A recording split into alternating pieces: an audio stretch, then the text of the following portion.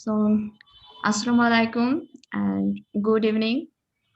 Welcome to all participants to joining us today to our monthly meetup February 2021. I'm Nilfa Parveen, contributor of Women in Agile Bangladesh, facilitator today's meetups on behalf of Agile Tour Bangladesh, Women in Agile Bangladesh, Business Agility Meetup Bangladesh.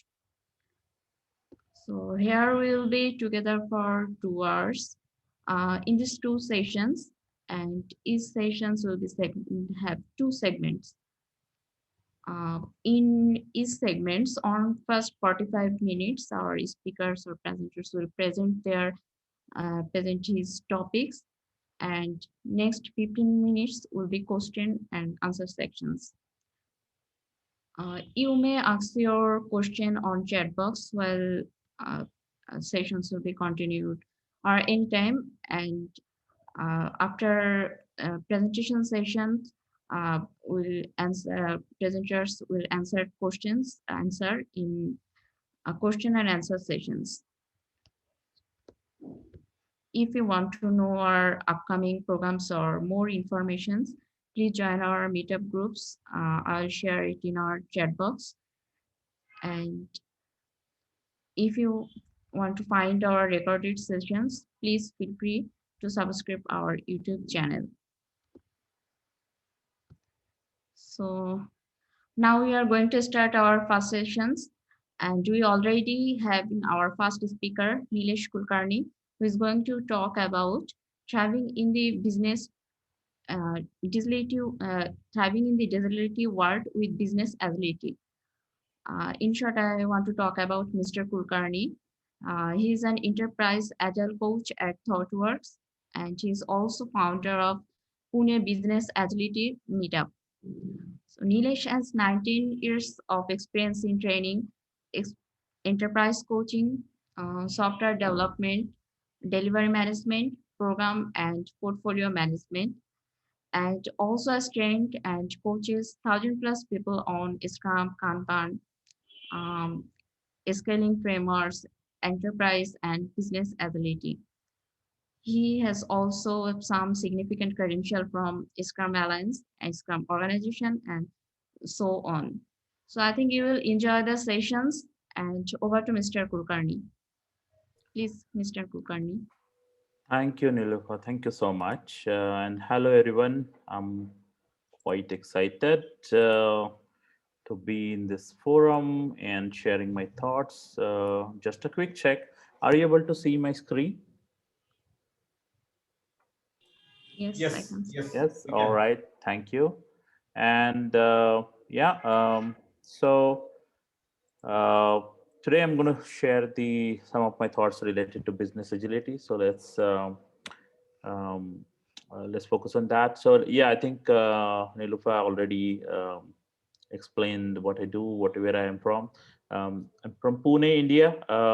Business agility group um, that I facilitate here, and part of the many of the global initiatives that Business Agility Institute drives as well. So that's my community work.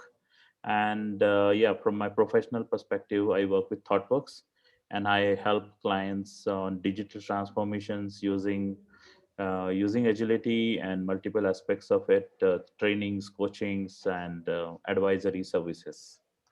All right, so that's a little bit about me, and let's start with no with before we go into what is business agility. Wh- and if you could share your thoughts also, like what is happening in this world, like if you see last 10 years, what has changed significantly? The change is now that the services or the products that are there, we are seeing that it is driven by technology at the core. So whether it is an electric car, which was something that Tesla brought in, or the Uber, which really changed the game of how the cab services work, or banking like N26, which really brought some digital experience into play, with a branchless banking. So these are the examples of how the digital transformation is changing the game of any business, whether it is in healthcare, whether it is in banking, whether it is in in any area that you take, right from agriculture to manufacturing, insurance, banking, anything. So that's how it is. The world is changing. Any example you have seen? Anybody wants to share their observations?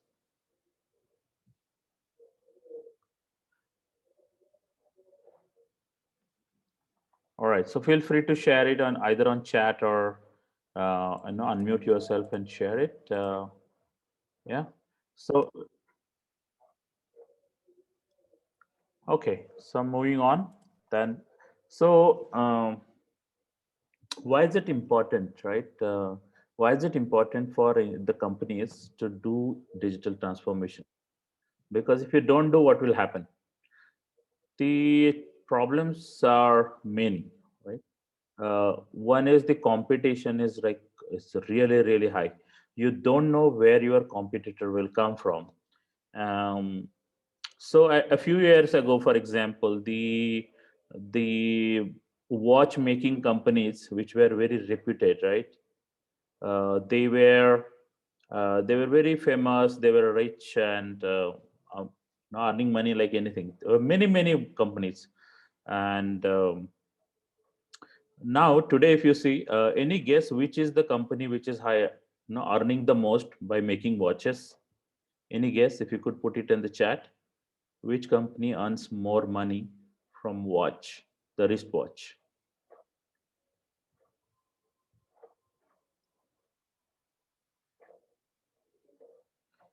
Yeah, that's true. That's Apple. Apple is the one which is earning the highest revenue from watch. And who would have thought? Because Apple is not a watchmaking company, right? It's an it's a company which had traditionally focused on electronic devices like the Macs and so on. But yes, because the way we are looking at it is more system thinking. So Apple is causing a big threat.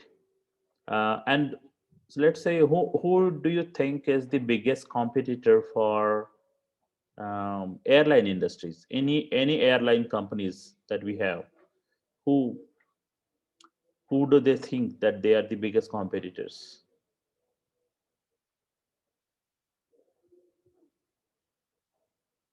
Any airline company you think?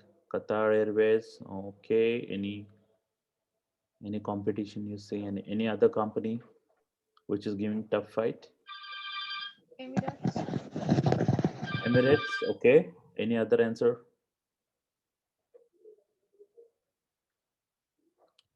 So if you look at it, it's not the competition from another airline company. It's a competition from companies like Zoom or companies like Cisco, who are creating telepresence systems which will replace the need of traveling in it any places for a physical presence, and they are kind of creating that replacement experience.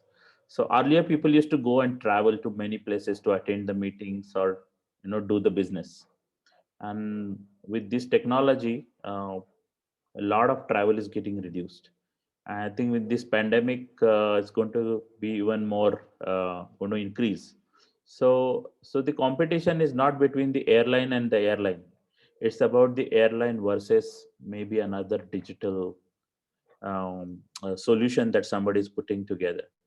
Competition is coming from anywhere. Customer expectations, so they are always there, right? We want all the products and services with better quality, higher value, and cheaper price. And it's just going to be there. It's going to be remaining there, and it is increasing now. People are getting more aware what they deserve, whatever price they pay, what they get in return. You get reviews of the products, you get to use it, you have a lot of other options, and you really need to meet those customer expectations and delight them. If you don't do this, you are out of business. Any business you take, if you don't make them happy, you're gone. right? The next thing is about change. Whenever change is coming, before this pandemic, everybody thought that going to office is very important, and this started, and there is a restriction on going to office. Now everybody has adopted to um, remote working, right? Some people, I have seen examples of, there were people who did not have computers at home. There were people where there was no internet connectivity, and all this has changed in last 1 year, right? This pandemic has taught us so many things. But is it about just adopting to change?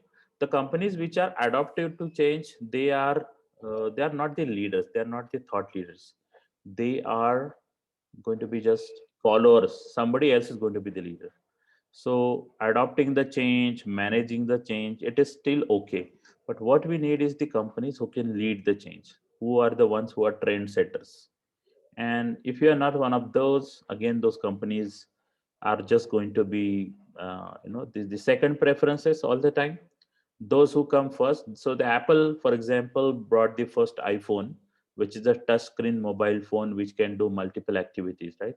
And all others have followed, but Apple still remains the choice if you look at the global revenue, from all the countries put together. So that's the difference. Are you adopter or are you leader of the change? The next challenge that we see is from employees. Um, so there are different generations that we see in the workforce today, right? There are people who have started their career maybe in 80s or maybe in 90s also, and there are people who have started their career from after 2000 or 2010. And we are in 2021. We are going to see a workforce which is joining in, who was born after the 1998, and 1998 was the time when Google was born, right? So you can say that is the era where information has become widely available. And when information is available, you can learn anything fast, right? So there are people who have grown up with such an presence, such an availability of information. They know what they want to do in life, and very demanding. They know their purpose, and that kind of workforce is very different than all the previous workforce we have seen. And with such a workforce, we can't work with a traditional way of doing any management or any way of running any companies. We need to be prepared for how are we going to work with people from future generations who are more aware, they are looking for some purpose, and they want to contribute to any level. That's something we need to think about. That's on employees expectations. So there are so many of these areas. Like, why is it important? It is important because there is a competition, there is customer, there's employer expectation, employee expectations, changes are coming from everywhere, and so on, right? So okay, so what do we need to do? I mean, if this is a challenge, then what do we need to do? So we adopt business agility. But what does this mean? There is a definition on the screen, but can you share some thoughts on the chat if you could? What do you mean by business agility? Any guess? Any rough guess? What is business agility?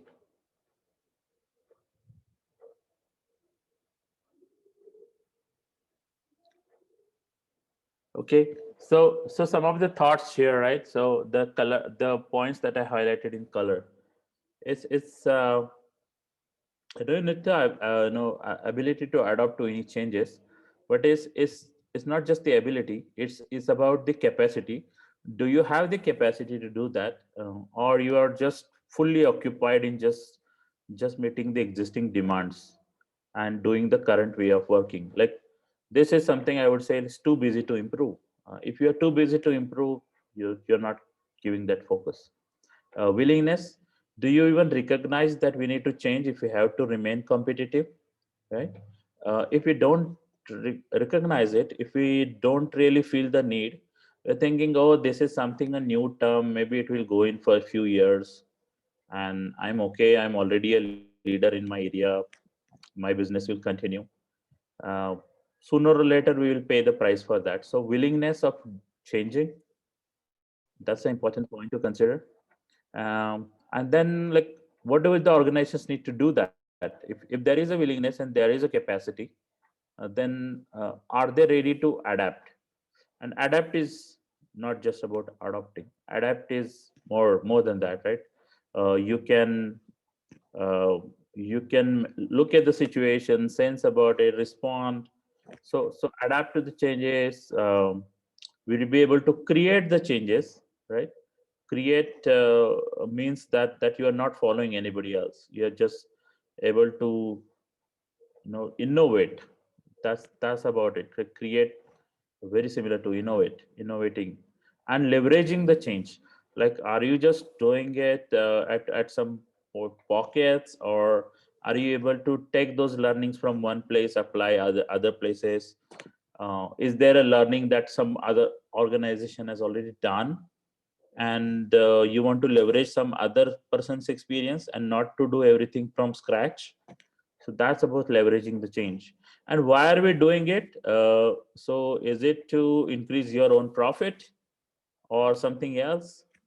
So if you are focused on customers benefit, customers competitive advantage, then you're putting customer at the center, and that's what business agility is all about. If you're doing it for some other reasons like profit or any other purposes, it may not be sustainable, and that those are very short term goals or vision that doesn't scale. So if you're doing it with a customer in as a purpose and in mind, and there are more chances that you could progress. So what is business agility? I think there is a lot that you can read. You can go on business agility website and read this small ebook. uh, it's available for all people, so you can go and look at that. I'll just quickly explain what this is all about. So first of all, like, thinking about customer and building your organization for the customers. What that means is you're not chasing the profit as your primary objective. It is like air, right? So an organization needs profit to survive. We need air to survive, but we don't live in this world to consume lot of oxygen, right? We don't wake up every morning to consume, let's say, 2 liters of oxygen. We need oxygen, but that's not the purpose. Like, we want to get up in the morning and do something great for our family, for the work that we do, and make a difference to somebody else, right? That's how we should think about it from a customer's perspective as well. And when we think about customer centricity, then we need to work in an ecosystem where from different companies it will be different stakeholders. A workforce might be common because whether you are a for-profit company or a not-for-profit company, you have many people in the organization who do the work.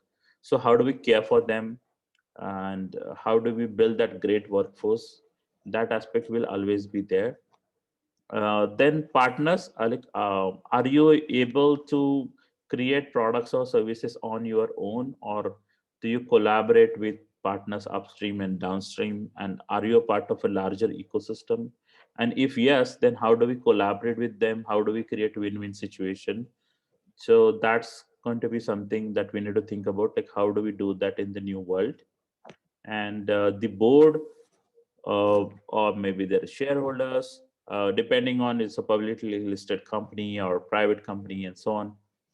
There will be always other stakeholders. Now, all these stakeholders have been there for ages, right? So now what is new here? The new way to look at the stakeholders is, are we all supporting the decisions the organization is taking from a customer centricity perspective? So if a CEO is taking a decision which is favored in terms of customers benefit, but it may not be favored from a profit point of view, uh, are every the stakeholders supporting them? Are they supporting them, or profit always takes the priority? So that's the shift of thinking that is needed with all the stakeholders. The so that's about the all the stakeholders that we see in the middle. Now, then there are three domains that we look at. One is a leadership.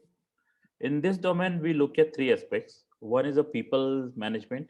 So as I was talking about, the like we should get ready for the new workforce. Their expectations are different.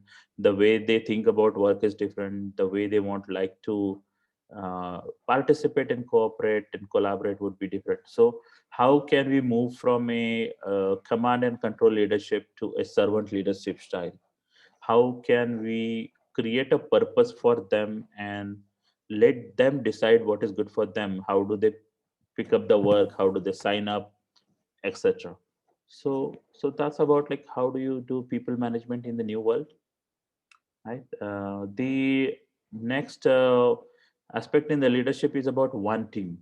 So just for small examples, like in software development context, right? We used to have this developer department and QA department, and then we used to have different leaders, and or even in today's world, we have many organizations where there is a business team and an IT team, but we are all working for the same product. So how can we have a collective ownership, irrespective of whatever is my role, whether I am a product manager or a business analyst or a developer or tester? We are all part, uh, contributing and participating to create some value, some product. So how can we own and not to separate the responsibilities and say I didn't do that, or that team is not able to do it, and so on? So how can we create a one team culture? The third aspect is strategic agility. So how can we take advantage of these changing situations and formulate the strategy which is not rigid? We are able to change, we are able to sense, and we are able to convey what the strategy is to the teams.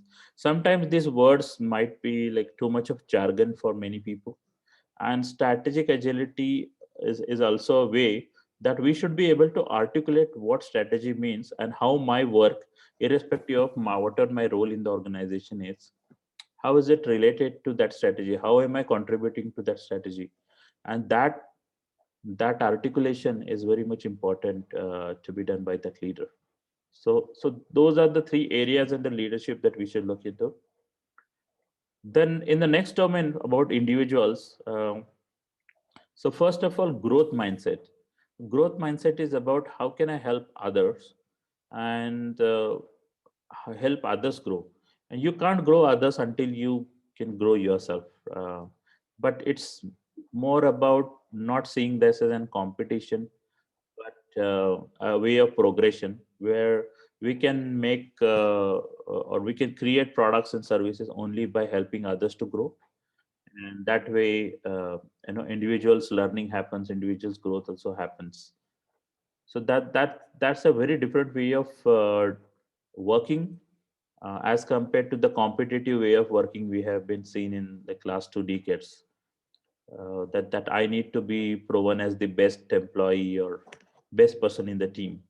That would have stopped collaborating, or I don't want to help others, because if other people improve, then I will be seen as a less performing employee. That was the opposite thinking we used to have, and that's what we need to change in the growth mindset area. The second area we should look into is ownership and accountability. So here, like, how can people themselves feel that whatever pieces they want to own and how they want to sign up for it and be accountable for it, what support they would need, and so on, as opposed to somebody else deciding what I should do, or somebody else telling me what I'm accountable for, because maybe it looks good, and when it is communicated, but we may not have a buy-in from within if somebody else is telling us what to do. And if we want to own something and if we want to be accountable for something, then what we will need is we need all the resources. Like, what, maybe I need to learn something, maybe I need to get some trainings, maybe I'll need some support, maybe I need some budget to make something happen. So all that support, how can I get that support, how can I ask for that support to be accountable for something, right? That's something we need to develop in the organization. And the third thing is about craft excellence, right?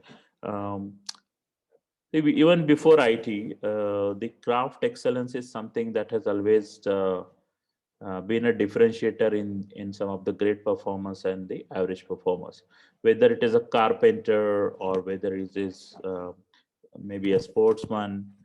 All there is a craft excellence. Like there are people who can do it way better than the other set of people. And what we need to do is like how can we build those skills so that we are able to take up any challenge. And in the software world there are multiple ways to do that, right? So whether it is if you want to do software development, maybe XP is the way.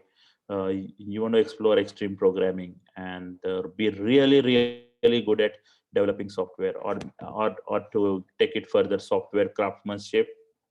um, or if it is a finance person, for example, so that person is not going to code, so you're not going to tell them, okay, you go and look at extreme programming. But maybe the finance person will go and look at, okay, what is new in Agile. Maybe I should look at beyond budgeting. Like how do I do the budgeting in the Agile world where your release plan is not for 1 year, it is only for 3 months or maybe 2 months. So how can I change my budgets, and how can I plan the budgets in a such a way that it will support the agility. So that's about craft excellence. So it's not only for the programmers, it's not only for the testers, it's for all the roles the that the organization have. How can you get better at what you do? Maybe there is automation, maybe you need to learn new skills. Lot of these aspects will come there. And the last domain you could say is about operations. In operations, we look at three things. First one about structural agility. So it's structural agility. If you go and look at the traditional way, it is very hierarchical, right? You have multiple layers, business units, and then there are senior leaders and middle leaders and so many teams, and there's a reporting structure and whatnot. And there is a it's not just about reporting structure, but the communication happens in a certain way, that I need to tell to my leader will tell to their leader will talk to another department's leader, and then they will talk to their subordinates. For simple things, maybe I need a dependency, I need to get something done from another department, and I need to talk to so many people, and I can't talk directly to people. Then that's what the rigid structure is. How how can I break that and work in more into flat structures? There are new concepts in this area like holacracy or sociocracy and teal organizations, etc. So how can we create teams which can work with any other teams without so much of hierarchy? That's about structural agility. How can you build and destroy, decouple the structures as needed and form the new structures as needed? Because the business is going to change, the needs are going to change, and the structures will need to change. Otherwise, they will become rigid, and we will have the processes that will hinder the agility. That's going to be the problem. The other area that we should look into is process agility. So process agility is all about, uh, let's say from software development point, that we learn Scrum, or we learn XP, or we learn Kanban. So that's one process. Or maybe we even like the practices that we are learning. We are learning pair programming or mob programming. These are like any kind of process that we are learning, right? That is it flexible? Is it allowing us to move fast? Is it giving us the feedback? Is it allowing us to identify what is valuable and what is not valuable? All this process agility dimension will help us to understand and adopt what process we should what is good for us, what is it that we should implement, and if it doesn't work, how can we change it fast? And the last one is about enterprise agility. Is taking this concept further on how can we have collaboration between multiple programs, multiple portfolios, multiple departments and functions. Like the collaboration is not just enough between the IT teams.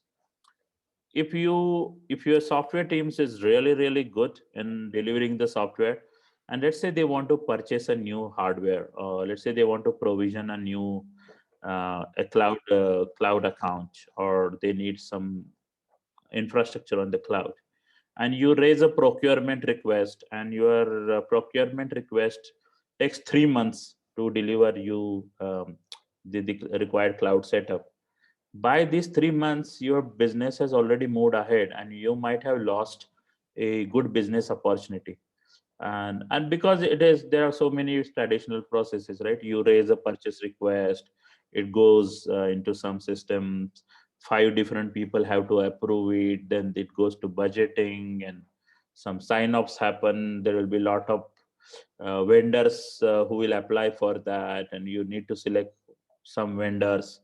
A vendor will get selected, and they will have some formalities to complete. Then the request will be processed, procurement will happen, payment will happen, then you will test it, they will certify, then the product becomes available. In today's world, we don't have all this time. So how can the purchase department be as fast as the development team, right? Or maybe your recruitment team, if you want to hire a new person, you will post the job requirement, and there is like a 1 or 2 months long interview process, and then you'll take a couple of months to join, and it's too long. Like, I need one person today, I can't wait for 6 months down the line to get that person. So how can I reduce that time? That how can I get people when I want in a shortest possible time? So that's what we need to think in all the dimensions, whether it is procurement, whether it is HR, whether it is sales or marketing. How can we be a little more flexible and fast responding to changes? That's the dimension we should look at to do into enterprise agility. So that's the summary of all the domains and the dimensions that we should look into. And feel free to go on Business Agility website and deep dive into this. Um, so what we did with this information for last few years, we have been running this survey on, do people really get these points, right? Do they practice it, or do they think that is something that is probably still theory, not proven, or maybe organizations have not yet figured out how to become a digital organization, and how do we adopt business agility. So we have been doing the survey since 2018, and this was the last year was the third year. So first thing we found out interestingly was, how do people think about measuring business agility? What do they look at, like what parameters they look at? And we found out that the top 5 competencies, how people look at it is there a board focus? Is the organization focused on understanding the customer? Do they look at customer as a purpose, and so on? The least competence is the ones that are not on the top of their minds. um, is I If there are funding models, or if just people are saying that, oh, we are humble and happy and everything is good. uh, if only network organization is 46%, a little low, right? And agile methods. So just because we implement Scrum might not be that the organization, it doesn't make the organization agile, right? So uh, yeah, like there are different ways to look at it, like how do you measure agility, and what are the most preferred and what are the least preferred. So that was an interesting way to measure business agility. And what we found out was, there are challenges. People recognize that all these concepts are good, but there are challenges. And you see the top challenges, we're still saying the same things in almost, I think, any survey that we read about agile, I think all over the world, different surveys, they're still talking about these points, right? I see leadership on the top all the time, the agile mindset and culture. It's about management, it's about funding, it's about vision. So these are some of the top 10 points that we see in every survey, which is true. And these are the points I think we should work on, and if we want to really become a digital organization. And the change will start from us, the change will start from the leaders. And how do we then motivate others and help others to adopt the change. That's going to be the key. The typical business agility journey for an organization could be a longer, could be 5 to 8 years, is what people have said. And okay, why should we do it? Like we ask this question to people again, like several people throughout the world said, okay, what benefits do you see by adopting business agility thinking? And people are saying, okay, now we can see that there is a lot of collaboration and communication across multiple departments, multiple functions, multiple teams, between the customer and the organization, between the shareholders or board and the organization, in the partner ecosystem that I was talking about. So there's communication flowing in from everywhere, and there's so much of information sharing that we no longer work in silos. The ways of working has improved. It has become more sustainable or predictable. That's another benefit people have seen. Ability to ship the products or services as fast as possible in the market. um, like the typical idea to release cycle that we used to have in some of the major product services, it used to be like 2 3 years.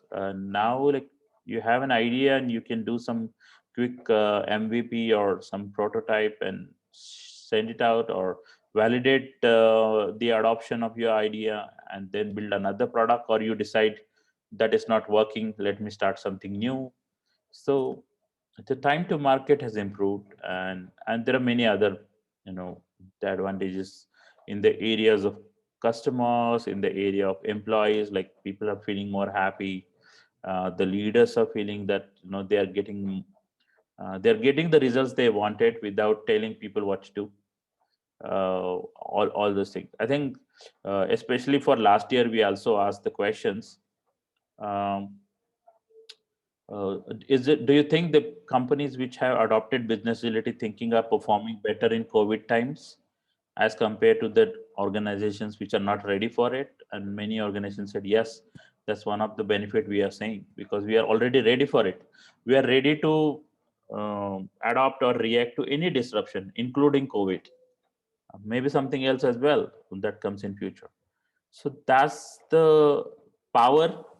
That's the advantage of being flexible and being adaptive and listening to customers and listening to employees and changing the ways of working through the business agility.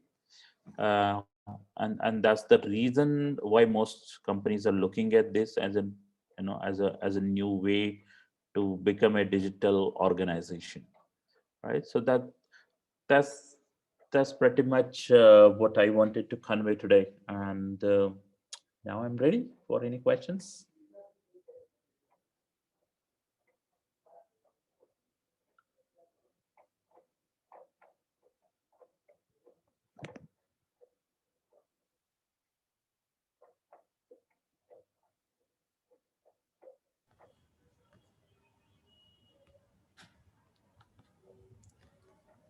It's a great session, Nilesh Kulkarni.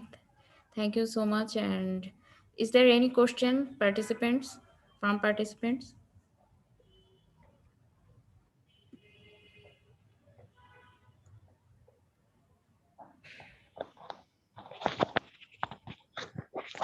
Hello everyone, my name is Mahmoud. I would like to ask one question regarding the business agility and its relationship with customer experience. In the Sure. fast-paced competitive world, how do you think how do you think we should react towards the customer centricity in the context of business agility? Yeah, sure. So, how should we focus on customer centricity? First of all, like everyone should get a chance to know who are their real customers. Like in many organizations, like developers or QAs, they have never met customer. They don't even know what customer looks like, what they do, and so on. So how can you actually validate whatever you're building and go and talk to these customers or get their input, show the product to them, get their ideas, and ask for their suggestions. What do you like? What do you don't like? And I think that's the way. The more we work with them closely, the more we think that they are partners in this process and not just the consumers. The more we listen to them, the more we use the techniques. There are a lot of techniques to design the products in the way the customer would do. Like, there is design thinking. There are so many processes in design thinking that you can adopt. Um, and a little bit of it is also a mindset, right? Customer centricity is a mindset, like keeping, when there is a decision to be made, and if you have choices, and if one of the choices, yes, this is good for customer, let's do it, and the other choice is for some other reason, do you select a choice that is good for the customer? And those are the type of things that we can practice to become a more customer centric organization. And you'll see a lot of them which we are users of, right? So if we have problems, we share the companies like Spotify or Facebook, Amazon, Google. They all listen. If we talk about something, like for example, if we buy something from Amazon and if it's not working, we tell their customer team, they're listening, they take actions, and that's how they're focused on customer experience more than anything else. Yeah, thank you so much. Sure. May we get this session recording somewhere? Yes, I have already shared our YouTube channel link. Right. We'll, we'll share our video in our YouTube channel. I've already shared it in our chat box. Okay, thank you. Thank you very much. Okay. Any other question regarding this?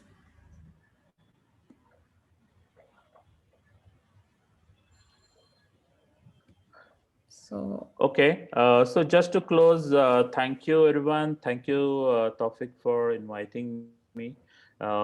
If you want to learn more about it, there's a great opportunity coming up next month. So we are going to have a business agility conference, a global conference, which will be 4 days, starting from 22nd of March, and it's going to be 24 hours into 4 days. So you can choose whatever time works for you, and especially in this region. We are representing this APAC region, and Tawfiq and I have been collaborating on this, and active volunteers in this conference as well. Thank you so much for listening to me. And if you want to learn more, feel free to take advantage of these opportunities and connect and connect with other sessions as well. And we can collaborate across different business agility meetups as well. As we are seeing, like this. Now with the global virtual sessions that are happening everywhere, it's very easy to learn without any location boundaries, right? You can attend session, you can learn session from anywhere in the world, which is the best part of it. So let's continue to learn our journey. We learn from each other and be digital ready personally as well. Thanks all. Bye bye. thanks, Nilesh Kulkarni, for your excellent sessions. I think we can start our second sessions. Actually, already Fida Muntaseer here.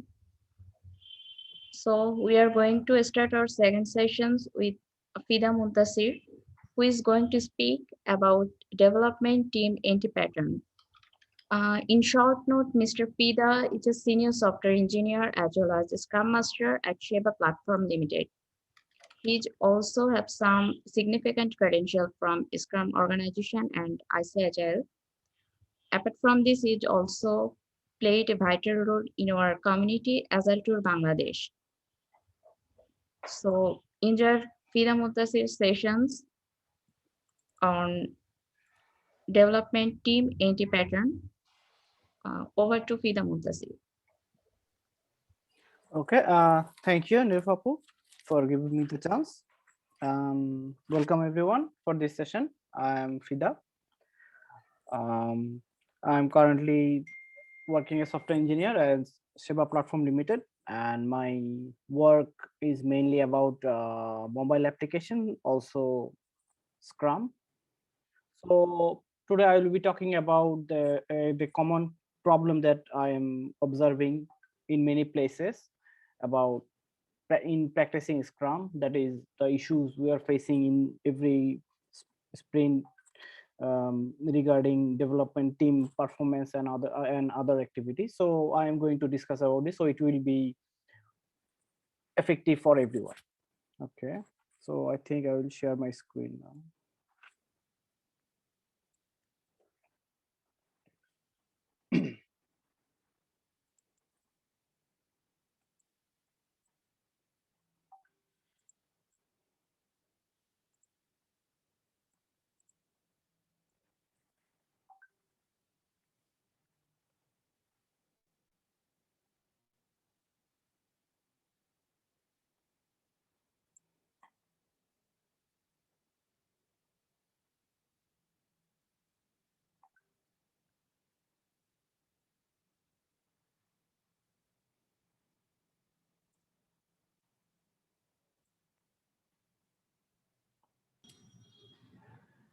Fida, is there any issue?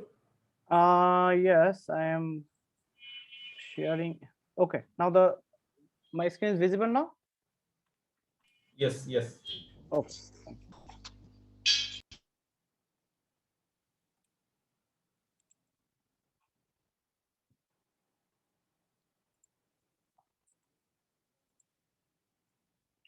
Okay, so the topic is about the development team anti-patterns. So let's first talk about what is anti-pattern. So in generally, anti-pattern is like firefighting. Is like that something bad has happened, then you have to do something to rescue you out of that situation. And for doing that, we tend to do many things out of the emergency or out of the urgency. And many of these things or most of these things might not be the standard way or might not be the best practices, but still we do it because we have to resolve the issues or come out of that emergency. And that's the overall idea of anti-pattern. And according to Wikipedia, anti-pattern is a common response to a recurring problem that usually ineffective and risks being highly counterproductive. So what happens is that once we resolve that issue, that the issue is resolved for the time being, but in the long run, we are not resolving the issue. It's just as I said with firefighting, that maybe some thing or some item is flammable. So when it's gets problematic with fire, we just douse the fire, but we don't tend to fix the object itself or fix the problem itself. We tend to hide it.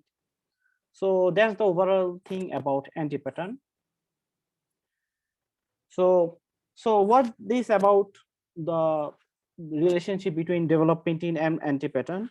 So we'll discuss about it later on. And before going that, we'll talk about what's the we'll get into the basics actually. What is the development team in Scrum? So the development team actually is the professionals or the people as a team who are responsible for the development and testing and the overall release of the product or the increment, as you can say it, of the done increment for every sprint. And a development team may consist of maybe 3, 4, 5 members, maybe 6 members, maybe 10 members, and something like that.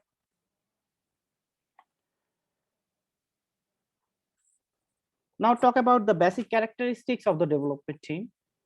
So according to the Scrum, the development teams are self-organizing. So the meaning of self-organizing here is that they are responsible for their own works, they plan their own works, they execute their own works, and they help each other as a team to execute the tasks for the sprint and the release. Then the second point is the cross-functional and no titles. So here, what is that? That in the team, every member is part of the development team, and every member is responsible for the development, for the testing, and for maybe documentation and other stuff. And everyone is responsible as a team. Not particular person is not, it's not like that one person is responsible for testing, one person is responsible for documentation and other stuff. The third point is the no sub teams in the development team. So as it says that the team is a whole as a team and everyone is responsible as a team. So there would be no another sub team, like there would be no like mobile team, or there would be no like web team, QA team, or things like that. Everyone is as a whole as a team, and everyone is as a whole responsible for all the tasks in the sprint. And the last point is very important, that every one of the team members should be equally committed to the sprint goal or the sprint target or the sprint increments that they're planning, and the quality assurance of the increments they will deliver. Everyone should be equally committed about it. Otherwise, there will be lots of issues in the sprint while delivering increment. So here comes the basic role of the development team. That the basic idea of the role of the development team is that they will be responsible for the development and delivery. So whatever tasks they are taking, they are solely responsible for its development and for its delivery. And if there is any kind of lackings or anything, they can improve their skills or share their skills so that they can resolve all the issues. But the team itself will be responsible for the deliveries and development. And the second point, and one of the important point, is that tasking and providing estimations. So what happens here that before each sprint we have the sprint plannings and this kind of stuff. So after the sprint planning, the development team with the help of the product owner and scrum master will work out their estimations, and will give the estimations to the product owner and other stakeholders so that they can proceed with their task. So it's a very important thing, because depending on the estimation, there will be like other organization business goals and other stuff, and the product owner might have to communicate these estimations to outside stakeholders. So that's a very important thing to do. So next I'll be talking about the overall the ideas about the NT patterns that I have found, and these I tried to summarize kind of NT pattern realized personally also in various organizations, and this might vary organization to organization and team to team, but still I have tried to summarize the most important ones that I thought might be significant. Okay. The first one is overcapacity. So here it works this way, that we have 10 people in a team. So we will it's like that our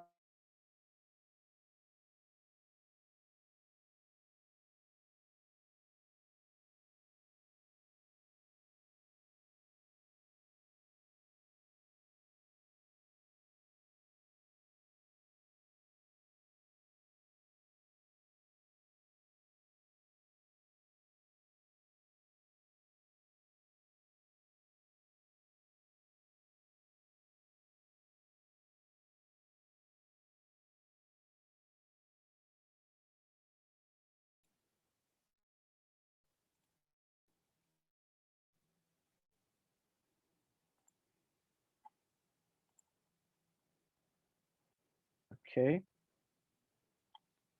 Hello, Tawfiq bhai, can you listen me? Yep. Okay, I just got disconnected. Okay, I'm continuing.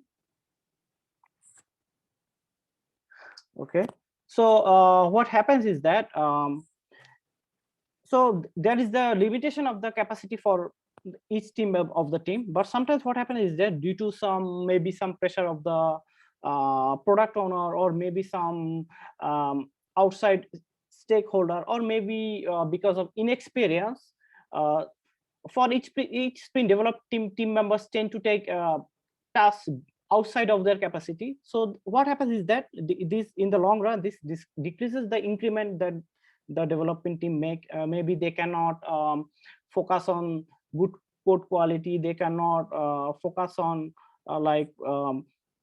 task optimization and other stuff. As a result, the increment is not good.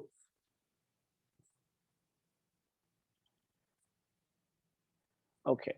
Then the second anti-pattern is no buffer time. So here the point is that developer team members tend to make estimation based on their actual tasks, something like that. Maybe they are making a something called maybe ticket booking system is an example that a development team is making and working on a ticket booking system.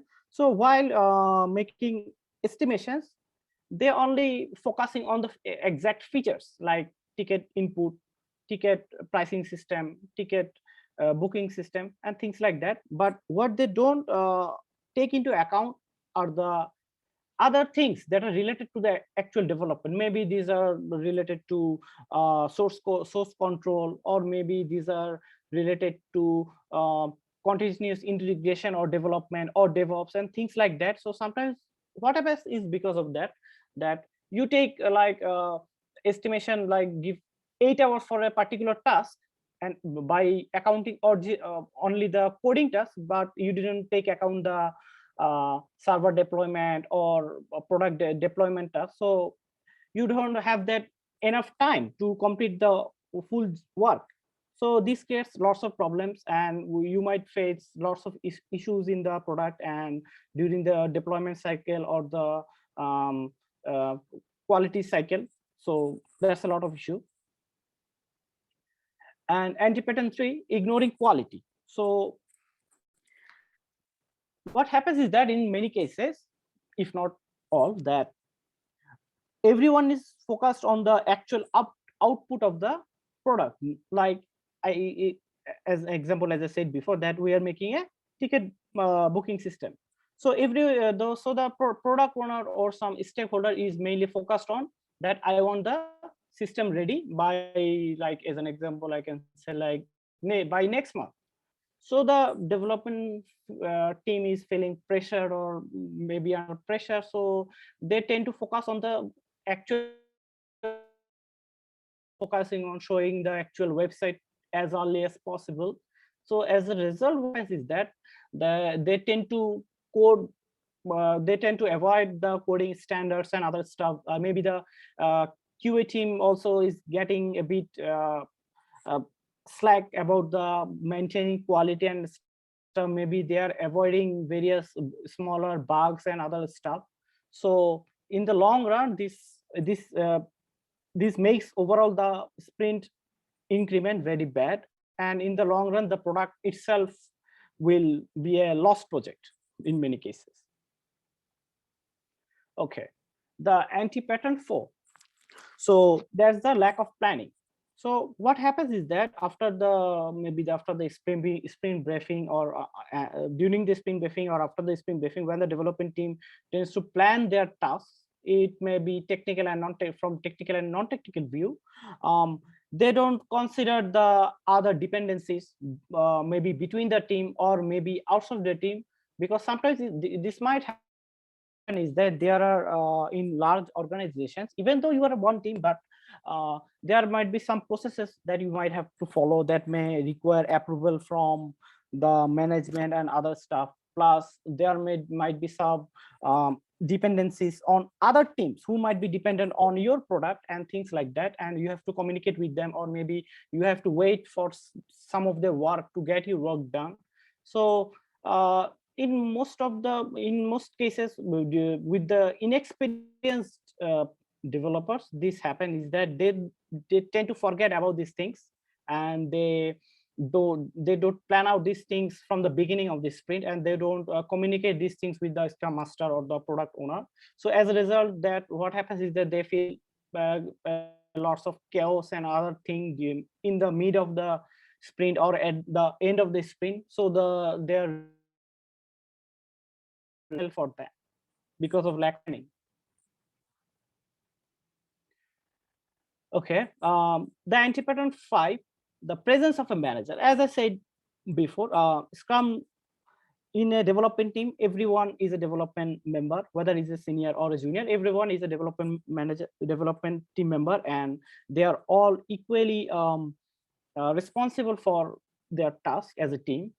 But sometimes in many teams or in many organizational environments, what happens is that some senior team members or something like that, or maybe the representatives from the what is this called, the business team or business analysts, they tend to like play the role as a shadow manager or traditional project manager kind of stuff. So what happens is that they try to set the deadlines for everything, they try to set uh, the way the features should be integrated and things like that. So the development team members themselves feel a bit pressured, or they don't have the proper freedom to work out their own ways and to practice self-governance. So that's a bit of a problem. As a result, what happens is that development team members loses their focus and loses their uh, work. What is this called? They are not. I don't know. They are not happy. They don't work in a happy mind. So there's a lot of problem, because you cannot work directly under pressure or something like that in a Scrum environment. Okay. Um, Now comes the anti-pattern 6, which is the no time limit for tasks. So it works this way, like that. We are taking, as an example, we are taking 5 tasks for this, for a sprint, example, for a sprint of 2 weeks. Okay. So what happens is that we tend to think that the increment will go at the end of the sprint, at the 14th day or the 15th day, but this might not be always the case. Okay, so we might have to for whatever the reason, we might have to give a delivery maybe in the 6th day or in the 7th day or in the 3rd day or in the 10th day. This may happen, this may happen. So as a result, what happens is that we have to have some kind of specific targets, specific time limits for every task. Like as an example, we have 5 tasks. So we have to give the completion task of task 1 in one date. For task 2, we have to give another date. For task 3, we have to some kind of day. Because if we target that, okay, I will finish, give delivery all the 5 tasks on the 14th day, then it will be a complete chaos. Then there will be no total quality assurance of the team, because most of the team, where it happens that when you have an mobile application and like an web application, other stuff working separately, then you have to, there are lots of integration stuff to do. So if you say that, okay, I will deliver all the tasks at the end of the sprint, so when will the mobile application team will consume your API, or when the web application team will consume your API, or when the quality assurance team will check the website or the mobile applications for the quality. So we cannot do that. We have to, the development team have to self-organizedly, they have to organize this stuff. They have to set time limits for each and everything. Maybe these are called on test time or done time, things like that. They can use tools like Jira or anything, maybe just a simple Excel sheet or anything like that. They can work out their way, but there should be some kind of time limit for every task. Otherwise, it will be just chaos at the end of the sprint. Okay. Here is a very important issue, is that in some teams or in some groups, what happens is that they have some boards or some sprint board just for the sake of it. And maybe the board is, it can be a Jira board or anything software, or it may be a physical hardware board. To keep everything simple and to keep everything organized, the development team members should update the board regularly, because if they don't update the team regularly, all the stakeholders, all the team members, the scrum master, the product owners will not be updated about the progress of the team. and the team members who are dependent on each other for each other's works, they will not be updated that who is working on what. So this might create lots of issues on dependent works and other stuff like as an example, this may happen is there someone working on an API or API for something, then like an example that for the ticket management system, the backend developer is working on a API. So the QA is waiting that yes, when the API will be done, I will test. But and after completing the work, the backend developer didn't update the board. So what happens is that the QA is not aware that okay, the backend developer has completed his test. Maybe he or she is just waiting and wasting his or her time. So we have to update the boards regularly. Otherwise, there will be no effective Scrum. Okay. Anti-pattern number 8, ghost stuff. Okay. The idea behind is that during sprint briefing or sprint planning, we take the task and we tend to take those tasks in our in our backlog, and then we push them to our boards. But sometimes during the sprint time, there are, because of maybe some business requirement or urgent requirements, or maybe some bug reports or something, we tend to do some tasks in between. Those are, we can call them like ad hoc tasks. But in some cases, maybe due to laziness or maybe just carelessness, sometimes developers tend to forget to document those tasks that they have done, or maybe they have consumed 4 hours of their estimation on those tasks. As a result, what happens is that during the end times of this sprint, maybe like that in a sprint of 14 days, maybe after 10 or 11 days, they have like around 4 days worth of tasks. But because of some ghost tasks, 1, 2, or 3, or whatever that may be, that small or big, that their 1 day has already consumed.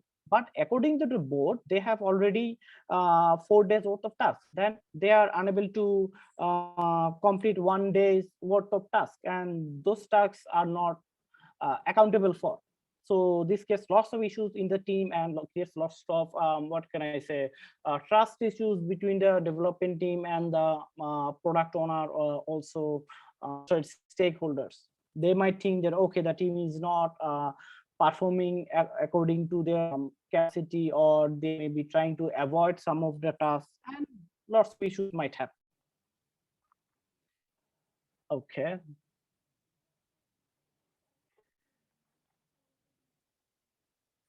Then here comes the anti-pattern number 9, goal plating. So the idea of goal plating is that in generally, what happens here is that you tend to extend the task, or what I can say is that overwork.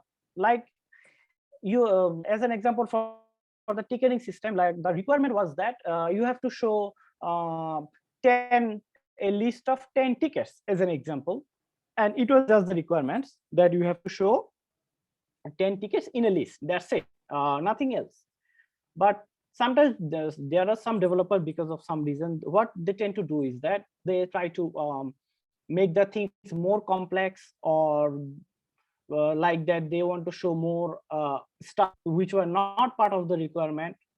This can also happen in the feature level, and in non-feature level, in more technical coding level, what happens is that as an example, maybe that you are using in example, say that in JavaScript, like so the backend is done in JavaScript, and you are using some kind of framework to build the backend. So maybe the one developer might think, okay, there is a new shiny framework, then I will try this new framework for that feature. What happens because of that is that you tend to take more time for that, and you are making things more complex, because you are trying out new things which are not part of the requirements, or which were not part of the planning, or which were not communicated with the product owner. Okay, so because of one's own desire, or maybe one's own adventurism or something like that, you are making a, like example, a 4-hour task to 8-hour task, and that's just for nothing, because you are not adding any value. That extra value is nothing. That new uses of new framework doesn't add up to anything. So that's just wasted capacity, which is not overall good for the team and the trust between the product owner and the team. Okay. Independent number 10, no daily scrum routine. So here what happens is that it happens mainly in organizations who are implementing Scrum newly. So what happens is that because of lack of awareness or lack of proper intention, that they don't have any proper daily Scrum time, that a daily fixed time, because you should have a daily Scrum or daily stand-up time to a fixed time to maintain the overall the consistency, to maintain the overall the routine, or to maintain a good start of the day. So if you don't have any fixed time, that may be that you are trying to call a daily Scrum meeting at maybe that 11 a.m. But at that moment, maybe you just call send a mail that, okay, we are having we are now, we will have daily stand-up now. But at the right moment, maybe that some employee might be in another meeting, or some team member might be working in some work, or maybe somebody might having tea or coffee or something like that. Then he might not be available for the daily Scrum.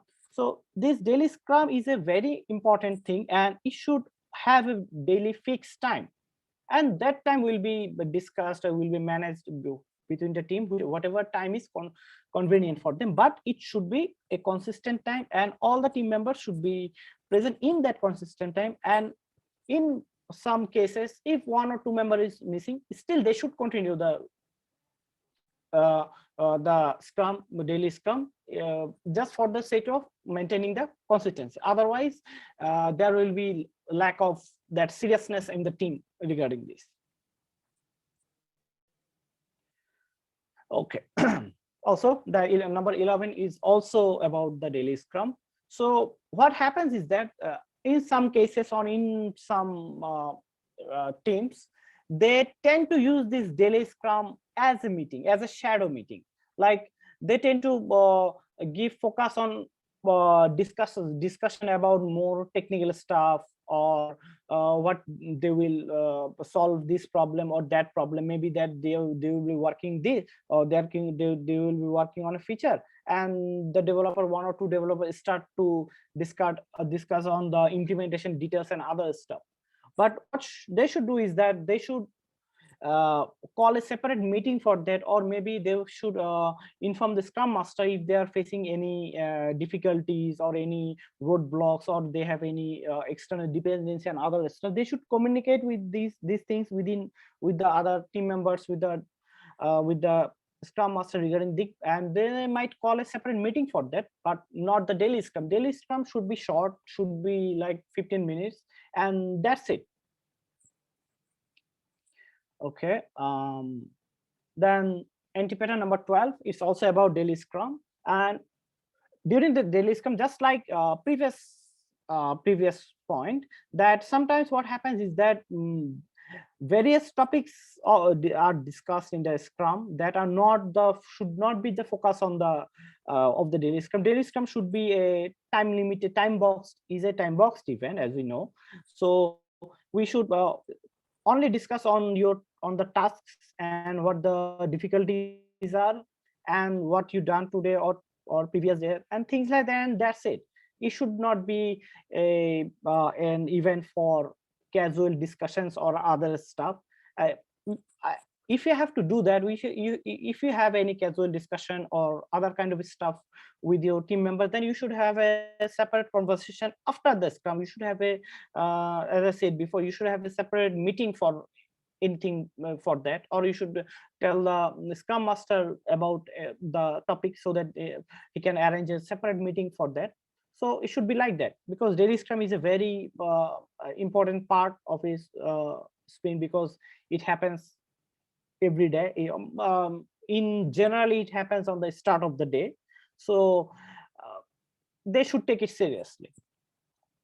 So these are the overall anti-pattern points that I have tried to summarize and give a brief about. So I hope this will be give some shed some light on the issues that people are facing in practicing Scrum. And that's it from me. And okay, but the solution. So what can be the solution of the problems that I have already discussed? So we have to work out a cycle, as I've said, as I've shown here, that a continuous improvement cycle, that we have to identify the issues. Like I have identified these 12 issues, that not each team is guaranteed to have these 12 issues. Some team may have the 2 issues, some team may have the 5 issues, some team may have 10 of these issues. So we have to identify those issues, and we have to work out a plan how to solve these issues, and we have to execute the plan. And after the sprint, we have to review the plan, the executions of the plan, that what we have done to improve the issues. So we have to inspect and adapt that the issues we are facing, the team members who are facing issues, or the events in which we are facing issues. Maybe that we are facing issues while doing sprint review, or we are facing issue while doing, as I said, daily Scrum. Then what can be done about that? What can we do to improve those events? Then we can organize team coaching. The Scrum Master can play a very vital role here, that he can coach the team, or he might be in some cases uh, use other external stakeholders help to coach the team properly, if that's possible, to so that the team members are properly aligned with the overall practices of the Scrum.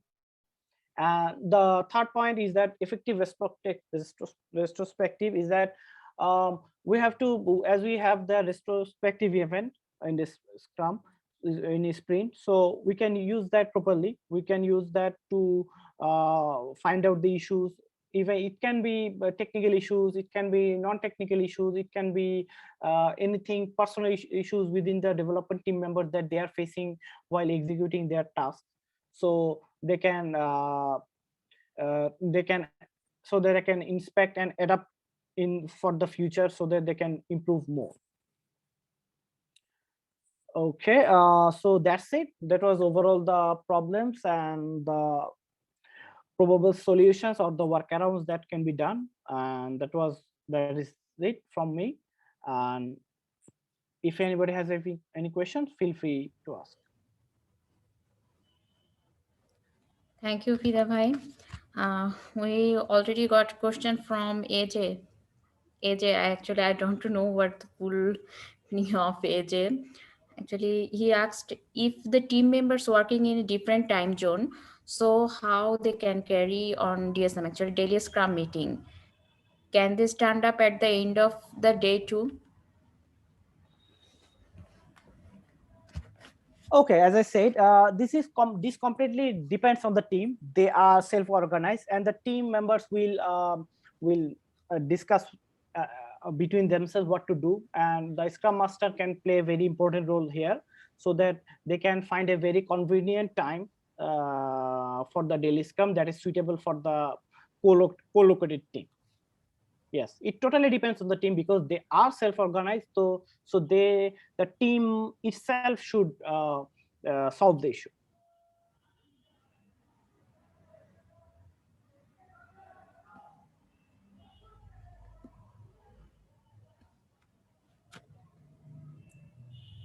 Our question, the answer is clear to AJ. Can you share your name, please?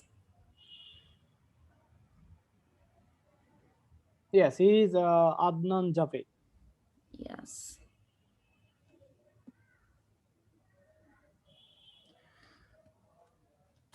Okay. We have got more questions about from Shuman bhai.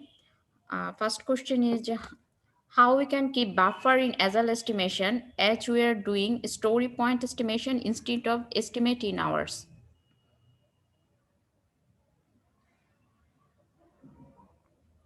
Okay. It also depends on the team practice, because story points doesn't need to be always translated to hours. So what can be done is that, as I said, that we only tend to take estimation based on our coding time, right? Yes.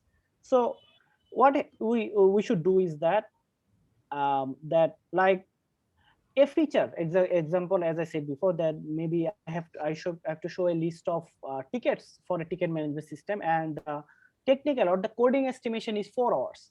But what should the developer do is that he should add a, maybe like his estimation is 5 hours, but he should add more buffer time of 2 hours, based on what is that, based on his experience on what time it takes the time to review the code, or what time it takes to deploy the code and other things, or maybe other technical difficulties he might face. And this wholly actually depends on the team member's own experience with that particular thing, that he should uh, add some buffer time. That it can be anything, it can be 10%, it can be 20%, it can be 40%, it can be 50%, and it completely based on the team member's experience and his own decision, because he is self-organized. Okay, Shamsuddin Bhai is already there. Bhai, if you're not satisfying, or if you have more questions, you can ask directly to Fida Bhai. Although there is another question from Shamsuddin Bhai is how development team can work without communicating with Scrum Master or product owner.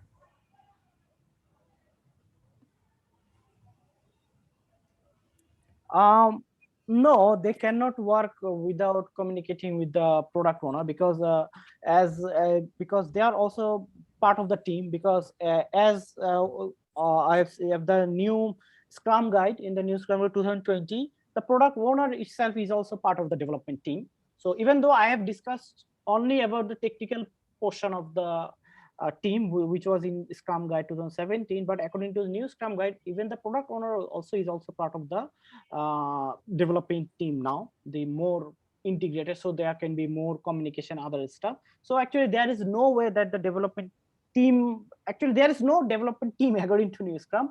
The Scrum Master is also part of the team, part of the team, and they have to collaborate with each other. There is actually no way that they can work completely independent. They have to be in sync with each other, the Scrum Master, the product owner, and the development team, who can be software engineers, who can be QA and other professionals. So they have to be in sync with each other. Yes.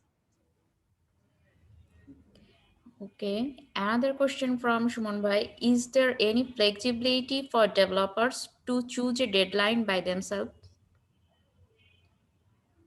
Is there Yes, any yes. flexibility? Actually,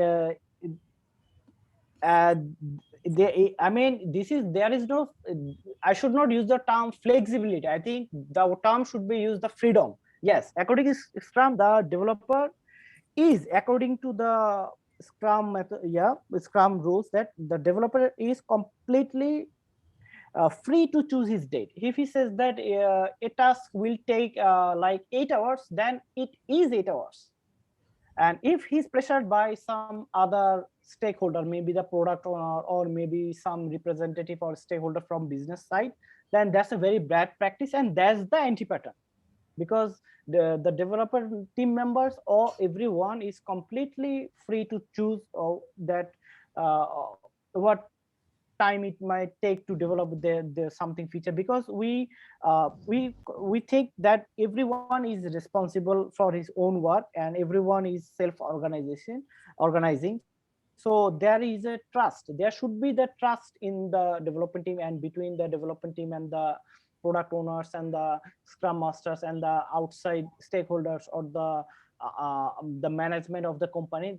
There should be trust between everyone, so that this freedom will be there. Otherwise there will be no freedom, and those anti-patterns might work, that they're pressurized to lower their work estimations, like to do a work that was estimated for 8 hours, then they are forced to do that within 4 hours. These anti-patterns happens because of lack of trust And if you can build up the trust, I guess these anti-patterns will decrease gradually.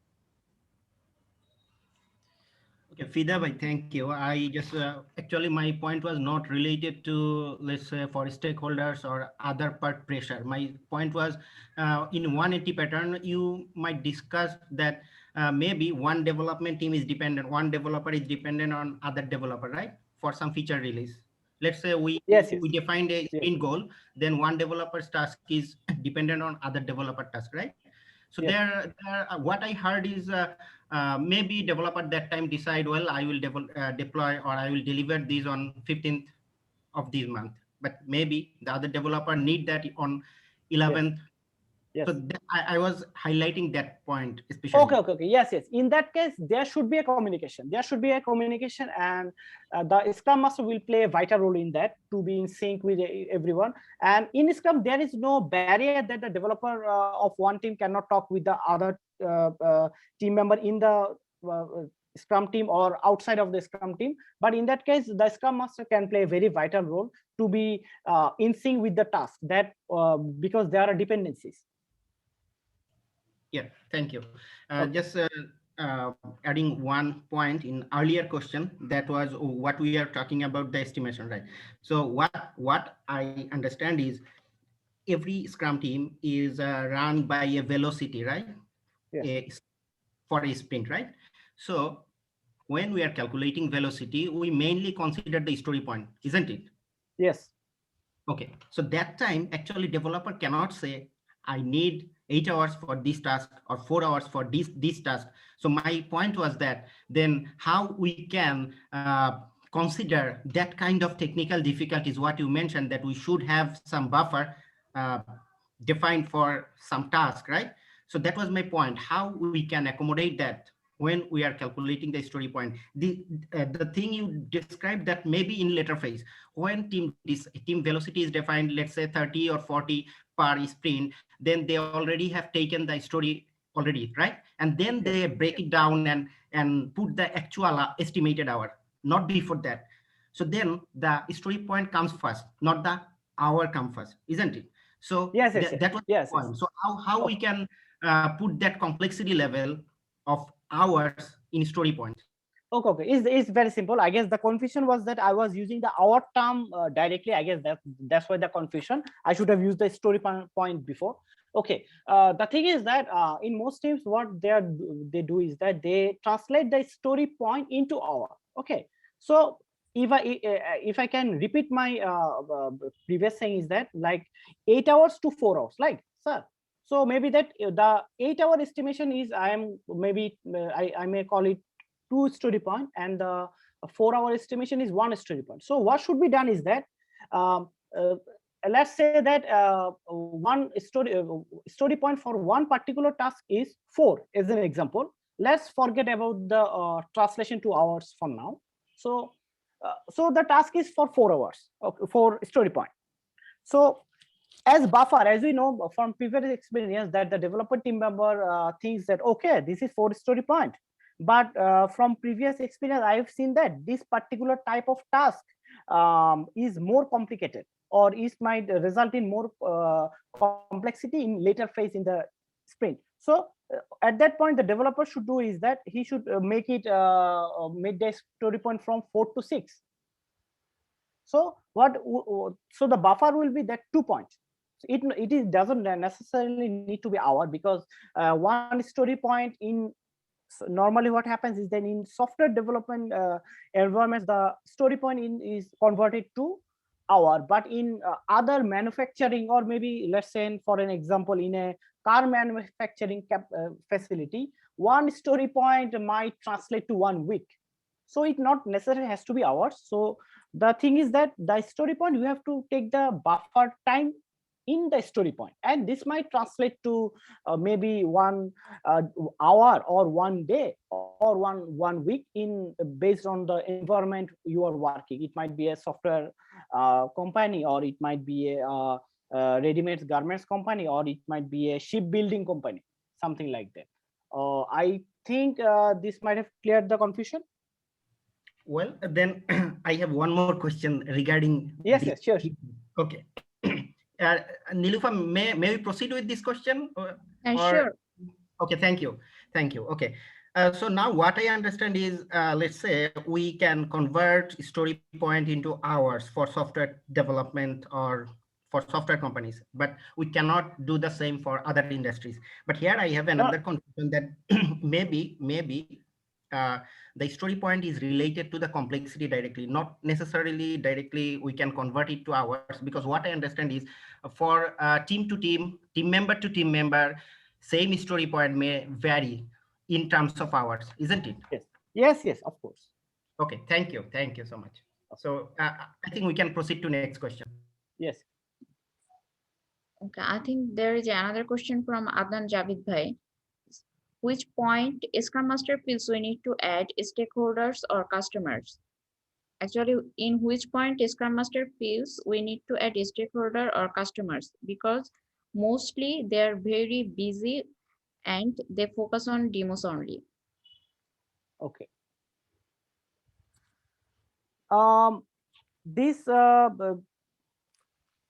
This might happen in various places, in various phases, like while they're getting briefed by the product owner, or maybe because in the sprint review and other things, that the product owner is mainly focused on the output and maybe not the quality.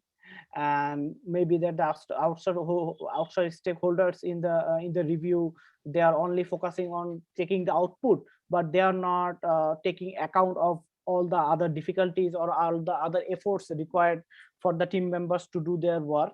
So there can be many things. There is no actually fixed answer for that, and the scrum master has to use his own experience and his own observation to do that. And he might communicate with the and mostly there can be one answer is that when he gets feedback from the development team members, the people who are actually the maybe the software engineers, the quality assurance engineers, and other people who might communicate with the scrum master, is that okay, we are facing problems with these things because the stakeholders or the product owner is only focusing on the output, and we have lots of issues with the product, or they have some ideas to improve the product, but they cannot do it because just for the sake of showing the output, or just for the sake of giving the product to the market, they are delivering it, but they are not getting proper time for making the product mature and other things.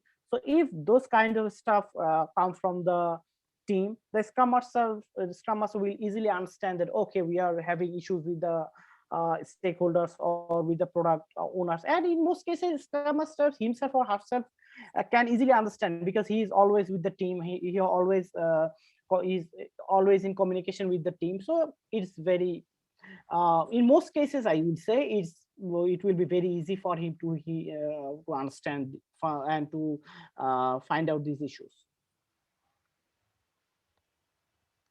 Okay, there is one more interesting questions from Shamsul Jaman Bhai.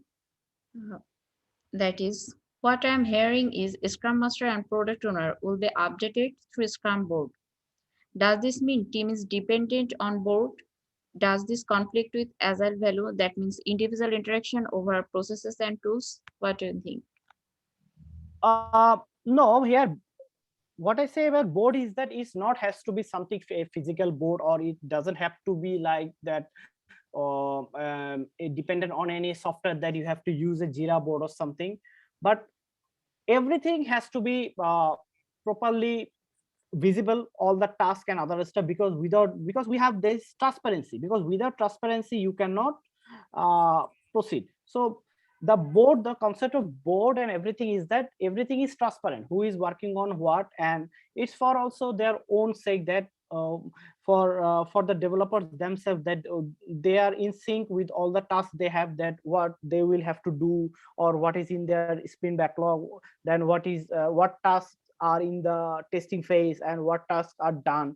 So the board is just like a concept. It can be a physical board, it can be a Jira board, or it can be anything they use. It's not dependent.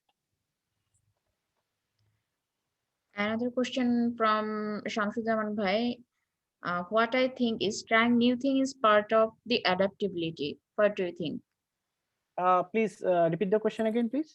Yes, trying new thing is part of adaptability. What do you think? Yes, yes. The team members and others should always try to try out new things, exactly. But these things have to be properly in sync with the product owners, because the this might create inconsistency in the sprint backlog. Because as an example that you have taken, let's say that as one developer has taken 10 story points, but he hasn't taken account of the complexity of trying out new things. Maybe it's a new software tool, maybe it's a new software framework or something like that. And maybe at the end of the day, it's a good thing. Yes, it's a positive thing. But what he should have done from the beginning is that it all should be communicated with the product owner and all the stakeholders, that yes, the team will work on a new stuff or a new tool or a new framework, and this might create a bit more complexity. And in that case, they will take that extra buffer time or extra time for the R&D or for the testing and for trying out the new stuff. And in that case, everything will be fine. But if these things are not properly communicated with all the stakeholders within the team or outside the team, you will have lots of issues, and which might result in more anti-patterns that I have discussed before. Okay, we have found good question and answer sessions. I think we also got another question, and I think it's the last question. What type of reports format to share with the stakeholders and customers? Because mostly stakeholders always asking for weekly or monthly reports. It's from Adnan Javtai. Okay. Actually, these are very specific. I mean, these totally depends on team to team, actually, and it depends on the product owner, that how we will report it to the to other stakeholder about the progress of the sprint or the progress of the product. Because the product owner has the vision of overall the product, and he or herself have to keep track over of the in the product level, because the development team always focuses on the sprint goal, and they are also aligned with the product goal. But the product owner owns overall the product vision and tries to share it with the team. And in that case, it is the product owner. He can use any kind of, he or she can use any kind of format or anything that he seems feasible to share his findings, share his output, share his product with the stakeholder. And it varies from team to team and organization to organization. There is actually, it might be a Word document, it might be a PowerPoint, it might be an Excel sheet. It completely depends on the actual product and the team or company culture. Okay. Thank you, Fida bhai, for your great, wonderful interactive sessions. And thanks to all participants for joining this session. So you enjoyed this. To know our upcoming program, please join our meetup groups as I shared in chat box. And if you want to find our recorded sessions, please feel free to subscribe our YouTube channel. And as it is a holiday, I think we have to close now. Hope we will find Thank you you. in our next meetup sessions. Thank you very much.